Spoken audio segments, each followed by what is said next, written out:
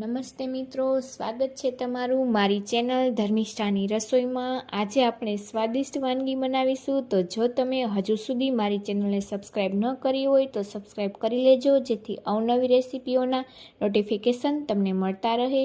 તો આજે આપણે બનાવીશું રવા ઢોકળા। તો તેના માટે મેં 1 વાટકાના માપથી રવો લીધેલો છે, જે આપણે ઝીણો રવો આવે બારીક તે લેવાનો છે। જો તમે સૂજી લેતા હોય તો તમારે તેને મિક્સરમાં પીસી લેવું।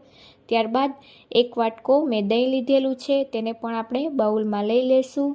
તો 1 વાટકા રવાની સામે 1 વાટકો દહીં લેવાનું। જો તમે છાશ લેતા હોય તો તમારે 2 વાટકા લેવી। તો ત્યારબાદ તેમાં સ્વાદ મુજબ મીઠું ઉમેરી દેવું અને તેને આ રીતે ચલાવીને મિક્સ કરી લેવું। તો મેં 1 ચમચી જેટલું મીઠું લીધેલું છે અને આ રીતે આપણે દહીં, મીઠું અને આપણા રવાના બેટરને આ રીતે મિક્સ કરી લેશું। ત્યારબાદ તેમાં આપણે પાણી ઉમેરતા જશું। તો એકી સાથે આપણે પાણી નહીં ઉમેરીએ, આ રીતે થોડું થોડું પાણી ઉમેરતા જશું અને આપણે મિક્સ કરતા જશું। તો આ રીતે લગભગ 5 થી 7 મિનિટ જેવું આ રીતે મેં ચલાવી અને બધું મિક્સ કરેલું છે। તો હજી આપણું બેટર ઘાટું છે, તો હજી આપણે તેમાં થોડું પાણી ઉમેરશું। તો મારે લગભગ 3/4 ગ્લાસ જેટલું પાણી જોયેલું છે। તો આ રીતે ચલાવી અને તમે જોઈ શકો છો કે આપણું બેટર સરસ એકદમ ફ્લફી જેવું થઈ ગયું છે। હવે આપણે તેમાં મેં પેસ્ટ કરેલી હતી આદુની, તો અડધો ટુકડો આદુનો મેં પેસ્ટ કરેલી હતી તે ઉમેરી દઈશું। ત્યારબાદ 1 મરચું, તેની પેસ્ટ ઉમેરી દઈશું।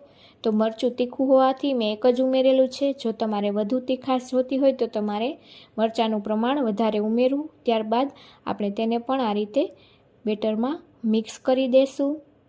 તો તમે પણ આ રીતે રેસીપીથી તમે રવા ઢોકળા જરૂરથી ટ્રાય કરજો। અને આપણે આ ખટાશને બેલેન્સ કરવા માટે અડધી ચમચી જેવી મેં દળેલી ખાંડ, તેનો પાવડર આમાં ઉમેરેલો છે અને તેને પણ આપણે ચલાવીને મિક્સ કરી દઈશું। જો તમારે ગળ્યું ન ખાવું હોય તો તમારે સ્કીપ કરી દેવી। તો આ રીતે આપણે બરોબર મિક્સ કરી દઈશું અને તેને 10 મિનિટ માટે રેસ્ટ થવા દઈશું। તો ત્યાં સુધીમાં આપણે ઢોકળિયામાં પાણી ગરમ કરવા મૂકીશું અને તેમાં એક સ્ટેન્ડ ઉપર આપણે સ્ટીમ કરવા માટે ઢાંકીને થવા દઈશું। તો ત્યાં સુધીમાં આપણે તપેલીને ગ્રીસ કરી લેશું અને તેમાં જ હું બેટરને મૂકવાની છું। જો તમારે કેક ટીનમાં મૂકવું હોય તો તેને ગ્રીસ કરી લેવું। તો આપણું બેટર પણ બનીને તૈયાર છે। ત્યારબાદ હવે આપણે તેમાં ઈનો આવે છે, જે રેગ્યુલર ઈનો તે મેં લીધેલો છે 1 ચમચી જેટલો, તે ઉમેરી દેશું। ત્યારબાદ અડધા લીંબુનો રસ ઉમેરી દેશું। તો તમે જોઈ શકો છો આપણો ઈનો પણ એક્ટિવ થઈ ગયો છે, તેને પણ આપણે એક જ દિશામાં ફેટી લેશું। તો ઈનો ઉમેર્યા બાદ આપણે બહુ ઝાઝી વાર નહીં લગાડીએ અને હજી થોડું પાણી ઉમેરી અને તેને બરાબર મિક્સ કરી લેશું અને ત્યારબાદ આપણે તરત જ આપણા બેટરને તપેલીમાં લઈ લેશું। તો આ રીતે આપણું બેટર બનીને તૈયાર છે અને તેમાં આપણે થોડું તેલ ઉમેરીશું, જેથી આપણા ઢોકળા એકદમ ફૂલેલા બને। તો આ રીતે આપણે 1 ચમચી જેટલું તેલ ઉમેરી હવે આપણે બધા જ બેટરને તપેલીમાં ઉમેરી દઈશું। તો તમારે જે સાઇઝના નાના મોટા જે રીતના તમારે ઢોકળા બનાવવા હોય એટલું તમારે બેટર ઉમેરવું। ત્યારબાદ આપણે તપેલીને આ રીતે ટેપ કરી દઈશું, જેથી બધું જ બેટર એકસરખું થઈ જાય અને ત્યારબાદ તેના પર આપણે કાશ્મીરી લાલ મરચું ઉમેરી દઈશું, જેથી તેનો રંગ પણ સરસ આવશે દેખાવમાં અને આપણને સ્વાદમાં પણ ખૂબ સરસ લાગશે। ત્યારબાદ મેં કાળા મરીનો પાવડર તે ઉમેરી દઈશું। ત્યારબાદ આપણું પાણી ગરમ થઈ ગયું છે, તો આપણે ઢોકળાને સ્ટીમ થવા માટે મૂકી દઈશું। તો 15 મિનિટ જેવું આપણે સ્ટીમ થવા મૂકેલા હતા। તો હવે આપણે ચેક કરી લેશું।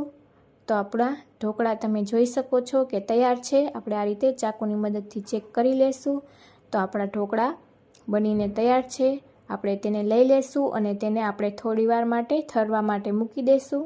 ત્યાં સુધી મેં એક પેનમાં તેલ ગરમ કરવા માટે લઈ લેશું। તો 2 ચમચીના માપથી મેં તેલ લીધેલું છે।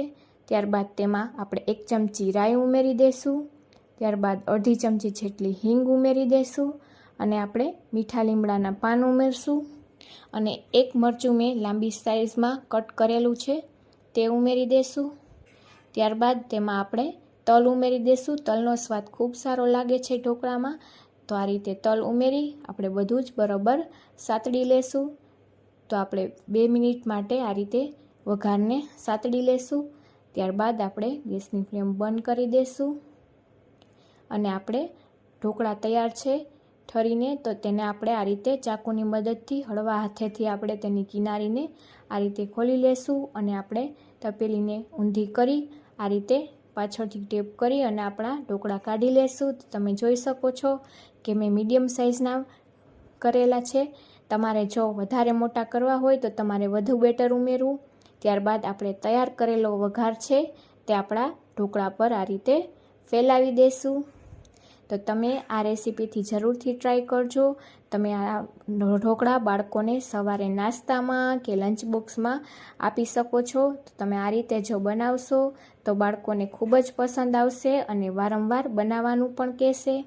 હવે આપણે તેને ચાકુની મદદથી પીસ કરી લેશું. તો આ રીતે તમારે જે રીતના નાના મોટા પીસ કરવા હોય એ રીતે કરી લેવા. તો હું ચોરસ શેપમાં આ રીતે મીડિયમ સાઇઝના કટ કરી લઈશ. તો તમે જોઈ શકો છો કે આપણા ઢોકળા એકદમ સરસ બનીને તૈયાર થઈ ગયા છે. જો તમને મારી રેસીપીઓ ગમતી હોય તો મારા વિડીયોને લાઈક કરજો, શેર કરજો અને સબસ્ક્રાઈબ કરવાનું ભૂલતા નહીં. અને તમને આ મારી રેસીપી કેવી લાગી તે કોમેન્ટમાં જરૂરથી જણાવજો. અને હવે તમારે કઈ રેસીપી જોવી છે તે પણ મને કોમેન્ટમાં કહેજો. તો તમે જોઈ શકો છો ઢોકળા આપણા તૈયાર છે. Thank you for watching.